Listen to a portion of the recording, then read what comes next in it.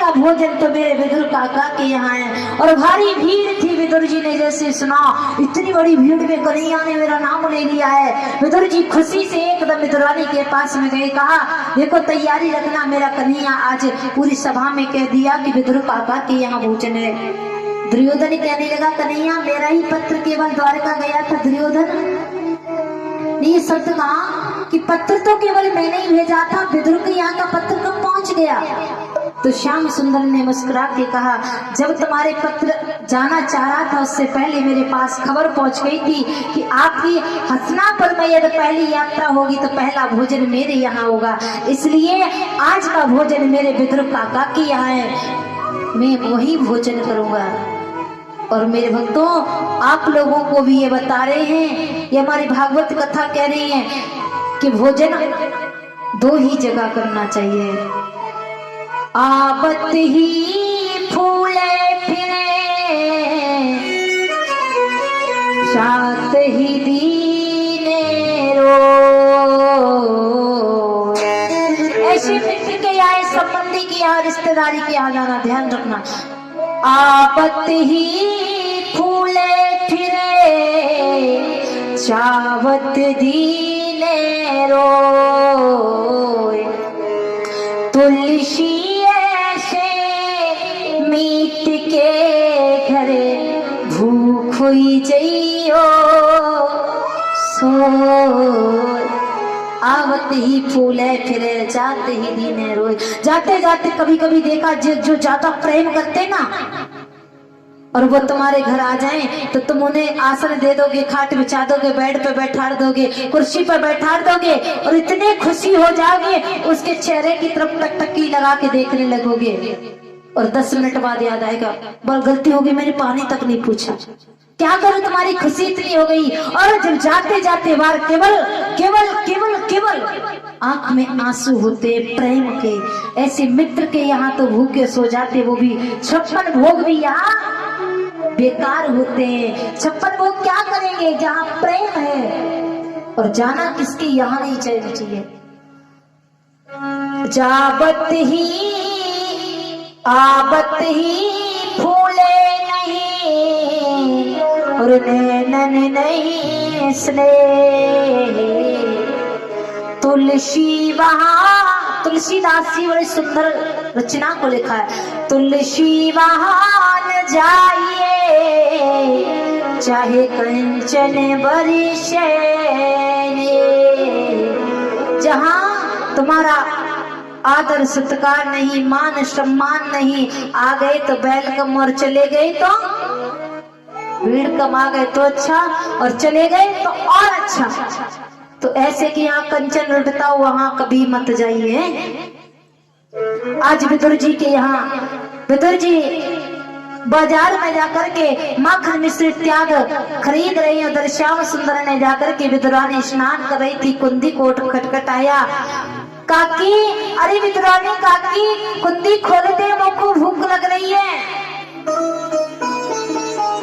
विदुरानी को पता था स्नान कर रही थी, लेकिन श्याम सुंदर की, जिसके यहाँ मैंने कहा था वो भाग्यमान होते जिसके यहाँ स्वयं भगवान अपने पैर धर के आते हैं। विदुरानी इतनी खुशी में थे, अर्ध स्नान में भीगे वस्त्र ही आकर के और कुंदी को खोल दिया है, और श्याम सुंदर से कहा लाला अंदर आ जाओ। कन्हैया को अंदर ले गई, एक चौकी को लिया और पूरे आंगन में घुमा रही है, और कहा कन्हैया यहाँ बैठ, बोले नहीं अच्छी जगह नहीं, यहाँ बैठ जाओ, अच्छी नहीं। पूरे आंगन में घुमा दिया, हर जगह कहती है अच्छी जगह नहीं है, और जहाँ बैठा है तो एकदम उल्टी चौकी डाल दी। प्रेम में इतनी पागल हो गई,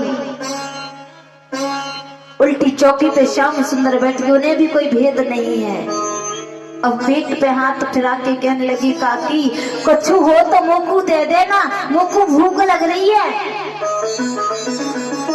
तो काकी कहने लगी लाला अभी तेरे काका जी आते ही होंगे, बाजार से कुछ खरीदने गए हैं। श्याम सुंदर ने कहने लगी जब तक काका आएंगे तब तक तो और भूख लग जाएगी, जब तक कुछ हो तो दे दे। और देखा श्याम सुंदर ने काकी हमारे आने से इतनी खुश है कि भीगे ही वस्त्र पहने श्याम सुंदर ने अपना पटका उतारा और काकी को दे दिया, काकी से ओढ़ ले, पहन ले। काकी ने उस पटके को पहन लिया और गोविंद कहने लगे अब कुछ हो तो ला दे, मुझे भूख लग रही है। एक कदम काकी ने केले के फल रखे तो उस फल को लाई है, फल फल फेंक रही, छिलका छिलका श्याम सुंदर को खिला रही है और कह रही लाला मीठे हैं कि नहीं पता नहीं, काका लेके आए थे। और भगवान भी ये पता नहीं चला कि फल खा रहे हैं, छिलका खा रहे हैं और काकी फल फेंक रही है, छिलका खिलाती जा रही है और एक कदम खाते जा रहे हैं। तब तक विदुरानी के यहाँ आकर के कन्हैया ने आंगन में छिलके खा रहे, विदुर जी ने गेट खटकाया, विदुरानी कुत्ती खोलो, अरे जल्दी आओ, कन्हैया आता होगा, जल्दी आओ। विदुरानी ने कहा चिल्लाओ मत, आता नहीं होगा, आ गई, बैठे भीतर। और जैसे ही देखा विदुर जी ने नजर पसार के, विदुरानी ने प्रेम की दृष्टि से देखा तो उसे भेद नहीं लगा, लेकिन विदुर जी के मन में थोड़ा सा बनावट प्रेम था, इसलिए विदुर जी ने देखा तो श्याम सुंदर तो छिलका पा रहे थे, फल खा रहे थे। विदुरानी से कहा अरे अभागिनी पगली क्या कर दिया तूने, पहली बार तो मेरा लाला मेरा कन्हैया मेरे घर आया तो छिलका खिला रही, और जैसे ही देखा तो एकदम चुपचाप रह गई, मैंने क्या किया।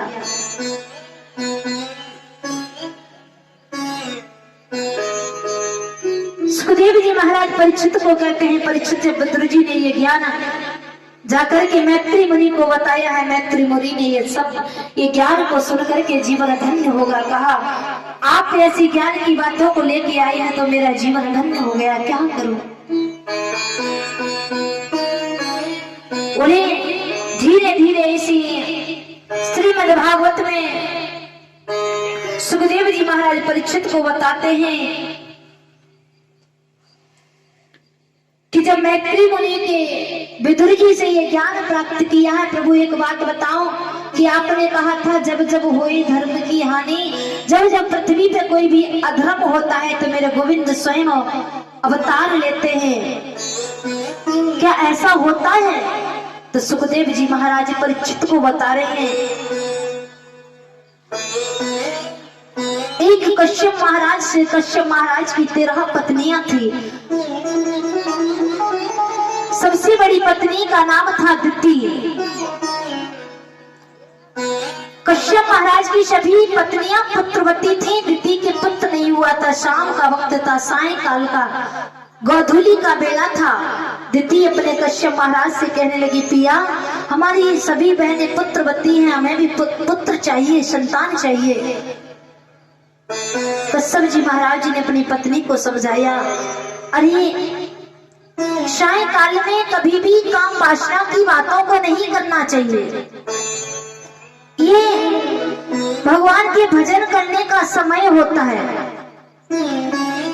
दिति को बहुत समझाया, कश्यप जी महाराज ने देखो ऐसा काम मत करो, लेकिन दिति के मन में काम वासना पैदा हो गया था। उसने कहा मुझे पुत्र चाहिए, मुझे संतान चाहिए।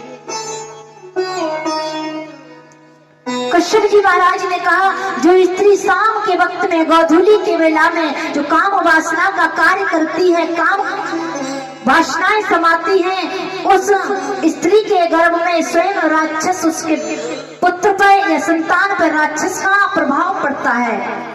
लेकिन तुम नहीं माने तो लो, अब तुम्हारे जो गर्भ से बालक पैदा होगा वो एक जो बालक जो संतान पैदा होगी वो राक्षस होगी। दिति ने आकर के अपने स्वामी के चरणों को पकड़ लिया, मुझे राक्षस नहीं चाहिए, अरे हमसे गलती हो गई। कश्यप जी महाराज ने कहा मैंने तुम्हें बहुत समझाया, तुम नहीं मानी तो आज ये फल का फल तुम्हें पाना पड़ेगा। तुम्हारे जो कोख से संतान पैदा होगी वो राक्षस होगी।